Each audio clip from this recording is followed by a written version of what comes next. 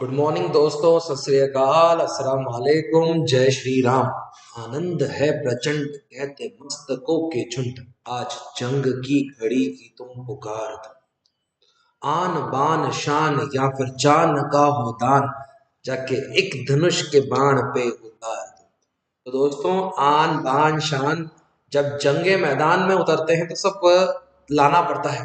तो उसी प्रकार से जब एग्जाम है, ये एग्जाम को अगर आप एक वॉर के रूप में लोगे, जिस वॉर को आपको जीत के आना है, अपना सारा टाइम, सारी डेडिकेशन, सारी डिटर्मिनेशन, अपने मन की सारी बातें सिर्फ और सिर्फ एग्जाम सेंटर रखोगे, तो कोई मजाल है इस एग्जाम की जो आप पास ना कर पाओ या 90+ ना ला पाओ।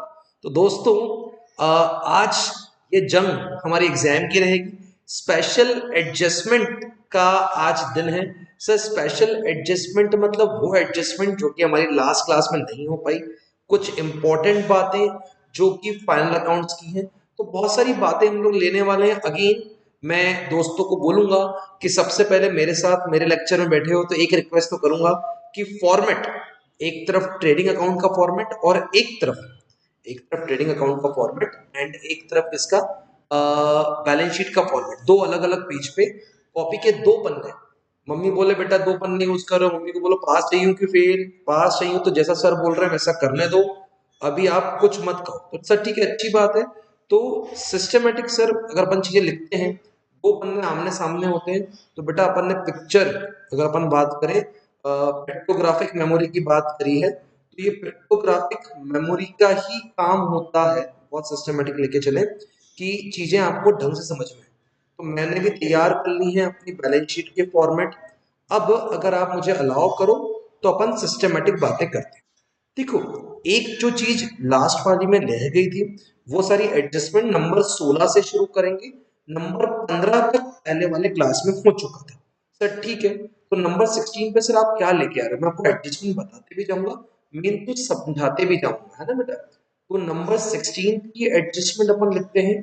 अगर मैं बात करूं goods withdrawn, goods withdrawn by proprietor, withdrawn by proprietor for his personal use haven't been recorded, ऐसा लिखा होगा कि भाई उन्होंने अपने पर्सनल यूज के लिए पैसे कुछ निकाले, haven't recorded या रिकॉर्ड ही नहीं हुए, ठीक है ना, बस नो एंट्री वर पास।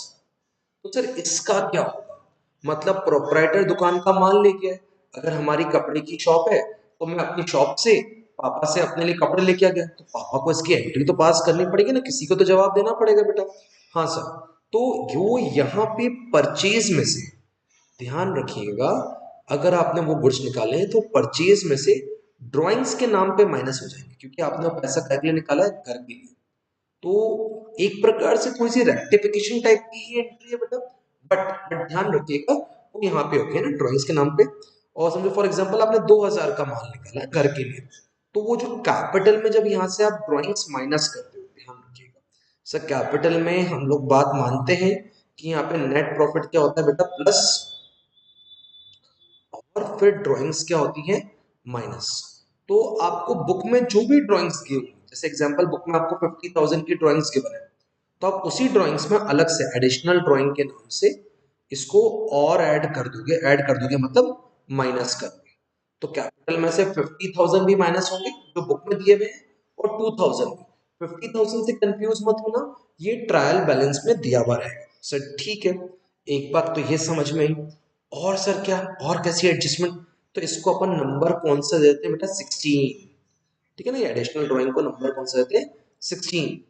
अगर मैं बात करूं, कभी ऐसी एडजस्टमेंट आ जाती है सेम ऐसी इसे, है ना, गुड्स, ऐसा बोल देंगे आपको बेटा इसमें 17 में, goods worth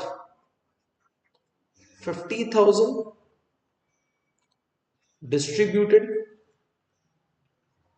to staff, distributed to staff and similar amount deducted from their salary. Sir इसका मतलब क्या हुआ? देखो यहाँ पे कुछ कुछ एम्प्लॉयज का कैसे काटते हैं ये बात करेंगे। भाई दिवाली बोनस सारे एम्प्लॉय मांग रहे थे, तो हमने क्या किया, उनको 50,000 रुपए की गिफ्ट ला के दे दिया, ठीक है ना। किसी को अच्छा फोन दे दिया, किसी को कोई अच्छे कपड़े दे दिए, तो वो हमने अपनी दुकान का ही माल उनको दे दिया। कूल। और बाद में उतना ही पैसा उनकी सैलरी में से काट लिया। उससे कैसी बात कर, भाई एम्प्लॉयज ने बोला दिवाली है, दिवाली लगना चाहिए, तो हमने दिवाली पे उनको गिफ्ट दिए। दुकान का हमारे कपड़े की थी, सबको कपड़े बांट दिए। और बाद में अगर वही अमाउंट अगर आपने उनकी सैलरी में से डिडक्ट कर लिया, इसका मतलब आपने अपनी परचेज को किस फॉर्म में यूज करा, सैलरी फॉर्म में यूज करा। तो सैलरी यहाँ से परचेज में से 50,000 माइनस हो जाएंगे। क्यों बेटा 50,000 क्यों माइनस होंगे? रीजन बीइंग, क्या ये माल आपने बेचने के लिए रखा कि आपने स्टाफ को दिया। तो सर सेकंड इफेक्ट क्या आएगा बेटा? सेकंड इफेक्ट यहाँ पे बेटा सैलरी में ये एक्स्ट्रा चीज जो थी ऊपर वाली, वो ऐड हो जाएगी। कौन सी वाली? जो आपके गिफ्ट थी ना, या फ्री सैंपल्स आप बोल दो, या आप सो जो भी बोल दो, गिफ्ट, ठीक है ना, के नाम पे या बोनस के नाम पे 50,000 रुपए यहाँ पे ऐड हो जाएंगे। तो ऊपर माइनस हो जाएंगे, नीचे क्या हो जाएंगे, प्लस। अगर कोई बच्चा इसकी जर्नल एंट्री मुझे बता सकता है तो बड़ा खुश हो जाऊंगा, कि जब कोई ऐसी एंट्री बोली हो करने के लिए कि गुड्स 50,000 के थे, दुकान के अपन ने किसको दे दिए, स्टाफ को दे दिए। तो सर अगर आपने वो स्टाफ को दे दिए, गेटिंग इट, तो अच्छा, और similar amount deducted from their salary, मतलब कि आपने आउट ऑफ खुशी दिए, उनको कुछ एक्स्ट्रा दिया, कि आपने उनकी सैलरी में से वो अमाउंट काट लिया। तो आपने उनकी सैलरी में से वो अमाउंट काट लिया, ठीक है ना बेटा। तो 50,000 वहां से माइनस हो जाएगा, 50,000 यहाँ पे प्लस हो जाएगा, ठीक है। तो ये अपनी नंबर 17 की एडजस्टमेंट होगी। कौन सी नंबर 17 बेटा? यहाँ पे ये नंबर 17 हो जाएगा, ठीक है। ऐसे ही बोलते हैं बेटा, एक वेजेस के ऊपर भी एडजस्टमेंट आती है। तो अगर मैं आपको बोलूं फॉर एग्जाम्पल, बहुत अच्छी एडजस्टमेंट है, समझिएगा। वेजेस ऑफ रुपीस अगर बात करें, wages of 60,000 paid for paid for installation of machinery included in wages, included in general wages, ठीक है ना। तो आपको बोलते हैं इंक्लूडेड इन वेजेस या जनरल वेजेस। इसका मतलब क्या हुआ, आपने मशीन बुलवाई, और मशीन को बुलवा के रखवाने के लिए आपने अलग से 60,000 रुपीज खर्च करे, वो इस वेजेस में इंक्लूडेड है। तो सर ये जो मशीन को उसकी जगह तक लाने वाला हर खर्चा मशीन की कॉस्ट में क्या होता है, प्लस। तो मशीन को उसकी जगह तक लाने वाला हर खर्चा अगर मशीन की कॉस्ट में प्लस होता है, तो वो वेजेस तो नहीं मानी जा सकती। तो वेजेस में से आप वो अमाउंट माइनस कर दोगे, और मशीनरी में जाके वो अमाउंट प्लस कर दोगे। तो माइनस यहाँ पे आप नाम दे दोगे मशीनरी, या वेजेस फॉर मशीनरी 60,000। और जो आपकी मशीन होती है बैलेंस शीट में, ये साइड कौन सी होती है बेटा, एसेट, ठीक है। और ये कौन सी होती है बेटा, लाइबिलिटी। और यहाँ पे अपन क्या बना रहे हैं अपने पास, ट्रेडिंग, कूल। तो मशीनरी 60,000, तो सर यहाँ पे आप मशीनरी जितनी भी हो बुक की, लेट्स से 10 लाख की मशीनरी है, तो आप प्लस इसमें मशीनरी के नाम पे या वेजेस के नाम पे 60,000 ऐड कर देंगे।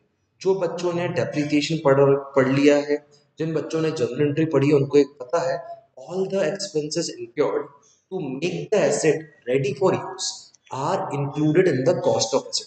तो क्या सर ये कॉस्ट ऑफ एसेट में ऐड होगा? हाँ यार बेटा, ये किस में ऐड होने वाला है, कॉस्ट ऑफ एसेट में। सर ठीक है, समझने की बात करते हैं, और इसी के साथ थोड़ा सा आगे भी चलते हैं। समझ में आया क्या बेटा? कभी कभी अब इसी में एक एंट्री ऐसी आती है, थोड़ा सा ऊपर लिख रहा हूं बेटा, थोड़ा जुड़ते जाना साथ में, 19 नंबर की, अ machinery of 1 lakh purchased on 1st October, but no entry was made, अब इसका मतलब क्या है यार बेटा? बहुत खतरनाक एडजस्टमेंट है ये। एडजस्टमेंट आपको थोड़ा सा टेंशन देगी। क्यों टेंशन देना चाहिए इसका, मैं आपको लॉजिक बताता हूँ। देखो सर, अगर मशीनरी खरीदी और उसकी कोई एंट्री नहीं पास करी तो सब कुछ मत करो। मैं आपको बोलूंगा बेटा उसको ना यहाँ पे मशीन में ऐड मत करो, उसको अलग से लिख देना एडिशनल मशीन, ऊपर कुछ मत करो। क्योंकि देखना बेटा मैं तो बताऊँ उसका लॉजिक बताता हूँ।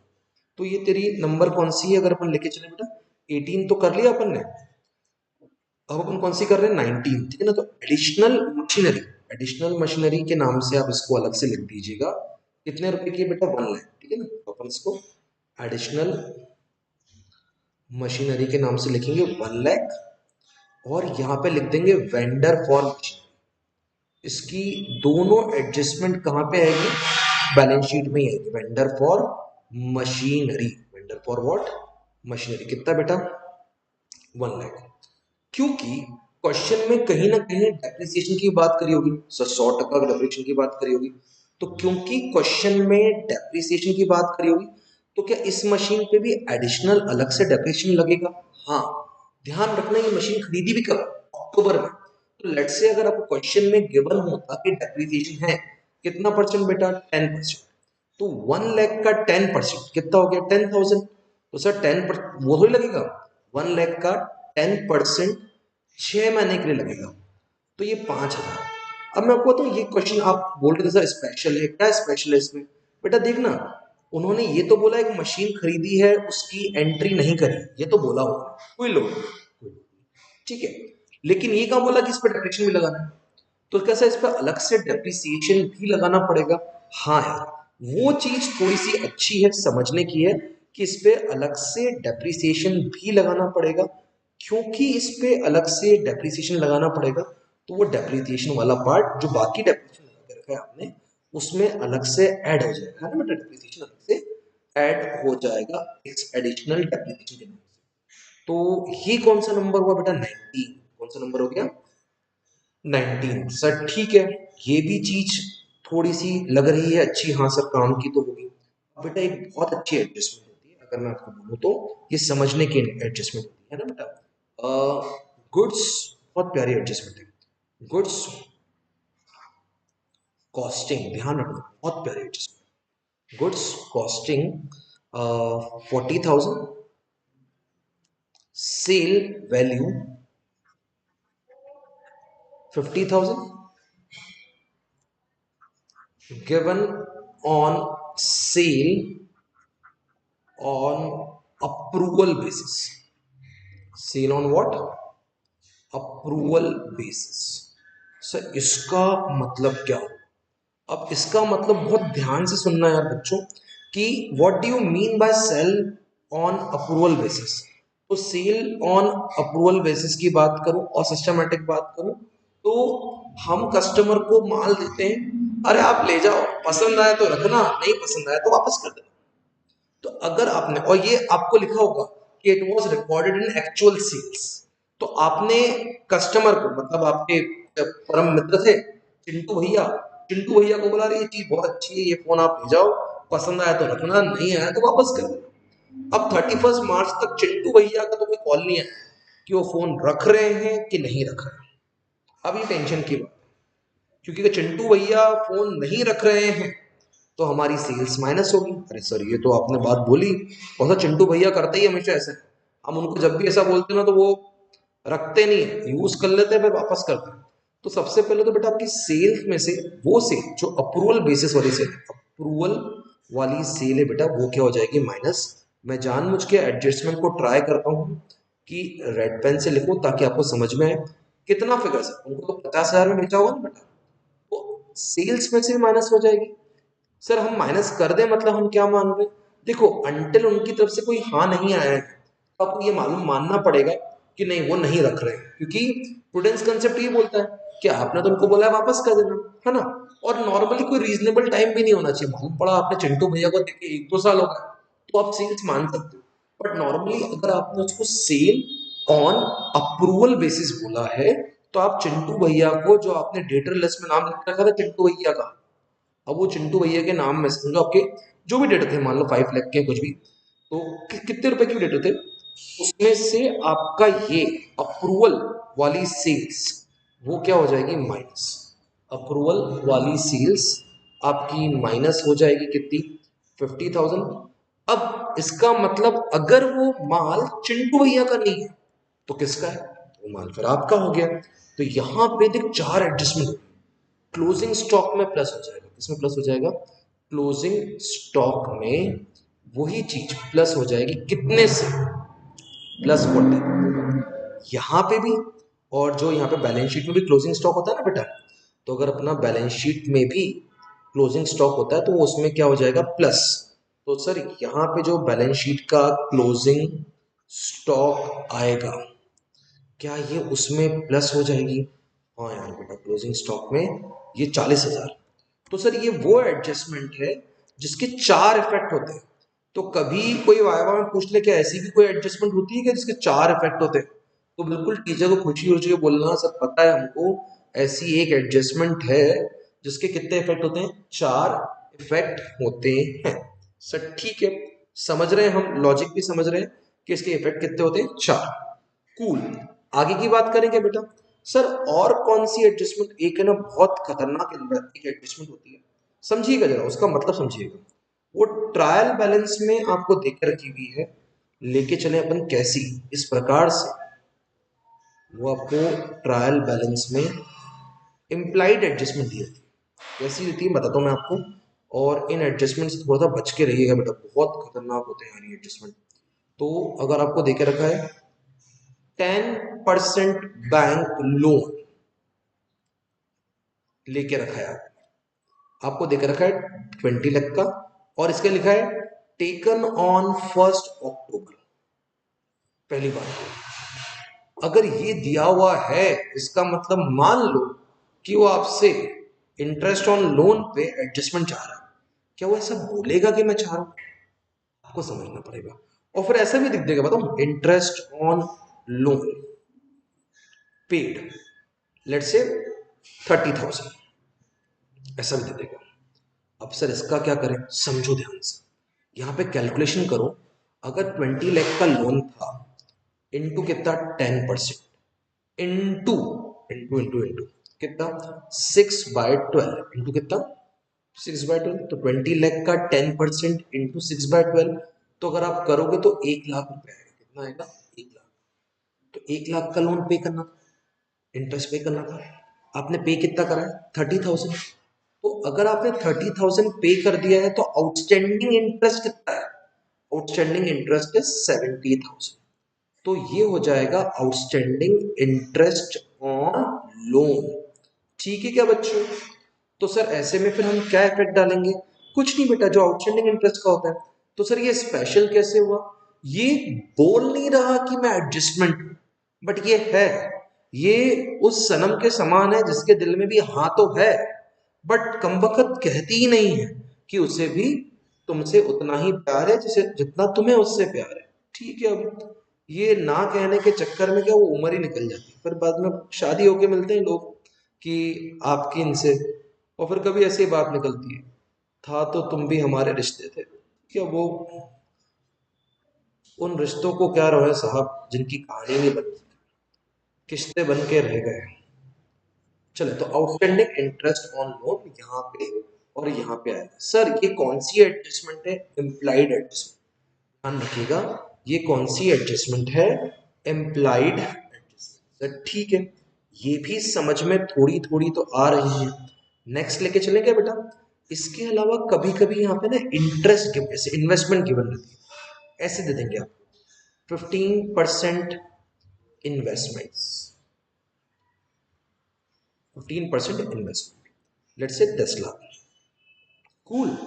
और यहां पे एक और एडजस्टमेंट दे देंगे, इंटरेस्ट रिसीट, इंटरेस्ट रिसीट। ठीक है ना, कितना समझो, लेट्स से आपको इंटरेस्ट रिसीट दे दिया 50,000। अब यहां पे आपको ये समझना पड़ेगा मेरे दोस्तों कि अगर आपको 15% इन्वेस्टमेंट बोली है तो आपको लॉजिक है, 10 लाख का 15% कुछ नहीं बोला है तो साल भर का ही होगा, और तो कितने होने चाहिए? 1.5 लाख रुपए। सही है सर। इस पे इंटरेस्ट कितना मिल गया? तो यार इस पे इंटरेस्ट ऑलरेडी मिल गया आपके पास, कितना? 50,000। सर ये भी सही है, आपकी ये बात भी मानी। तो बाकी बचा हुआ आपके पास क्या हो गया? Accrued interest. क्या हो गया बेटा? Accrued interest, that is 1 lakh. तो सर कैसा इफेक्ट आएगा इसका? बेटा इसके इफेक्ट ऐसे आएंगे, अगर अपन ट्रेडिंग और इसमें चल रहे तो जाके इन्वेस्टमेंट कहाँ पे होती है? यहाँ पे इन्वेस्टमेंट तो आप लिखेंगे ही लिखेंगे, जितने की भी इन्वेस्टमेंट है इसमें आप प्लस कर देंगे बेटा अक्रूड इंटरेस्ट। क्या कर देंगे? Accrued interest. वो इंटरेस्ट जो कि बनता तो है पर मिला नहीं है। अक्रूड इंटरेस्ट का मतलब वो इंटरेस्ट जो कि बनता तो है पर मिला नहीं है। कितना हो गया? 1 लाख का कितना परसेंट बोलो? 10 लाख का 15% था 1.5 लाख और 1 लाख। और यहाँ पे सबसे पहले तो एक आपको इंटरेस्ट मिला है, इंटरेस्ट रिसीव है, याद रखिएगा इनकम है। तो क्योंकि वो इनकम है, इंटरेस्ट रिसीव, इंटरेस्ट रिसीव, ठीक है बेटा। तो इंटरेस्ट रिसीव्ड यहाँ पे 50,000 आ जाएगा और उसके बाद यहाँ पे आ जाएगा अक्रूड इंटरेस्ट। अक्रूड इंटरेस्ट कितना बेटा? 1 लाख। ये नंबर अपनी शायद 21 या 22 हो गया बेटा, एक बार नंबर देख लेना। ये शायद 21 था और ये 22 था। सर इतनी एडजस्टमेंट? हाँ यार इतनी एडजस्टमेंट बेटा। एक एडजस्टमेंट लास्ट बची है आज की, वो करा देता हूँ, मजा आ जाएगा आप सबको। ठीक है सर, एक स्क्रीनशॉट ले लें क्या एडजस्टमेंट्स का? हाँ बेटा स्क्रीनशॉट भी लेते हुए चलो और थोड़ा आगे पीछे देखते हुए भी चलो। तो आप स्क्रीनशॉट भी लोगे और देखोगे तो आपको समझ में आता रहेगा। कूल के यहाँ तक सब कुछ शांत, मजा, आराम से? ठीक है सर, है तो सही सब कुछ इजी।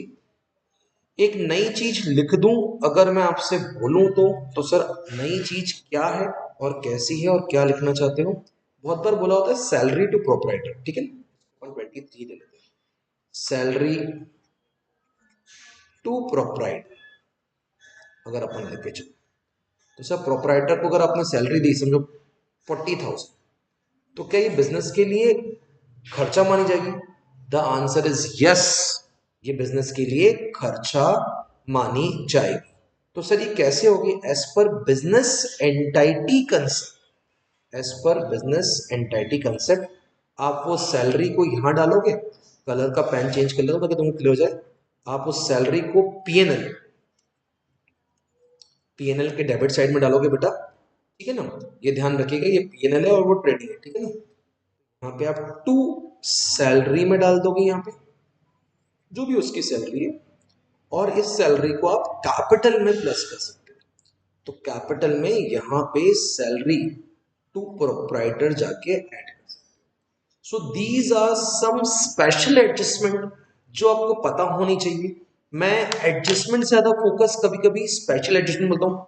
बेटा स्कूल के टीचर भी है ना, आप उनकी साल भर मजाक उड़ाते हो, वो एग्जाम के टाइम पे थोड़ा मजा तो आपका भी लेंगे ना। तो इनमें से कोई ना कोई एक तो ऐसे छू कर देते हैं और ये छू करके आप छू मंत्र हो जाते हो। क्यों? क्योंकि यही एडजस्टमेंट एम्प्लाइड होती है, कभी कभी पता नहीं होती, रेगुलर बुक में नहीं होती, कहीं कहीं पे एक दो क्वेश्चन में आती है। तो इसी के साथ दोस्तों स्क्रीनशॉट ले लो, आज के लेक्चर को पूरा रिवाइज कर लो, रिवाइंड करके देख लो, और हमें रही प्यार के फिर मिलेंगे चलते चलते, कभी अलविदा ना कहना।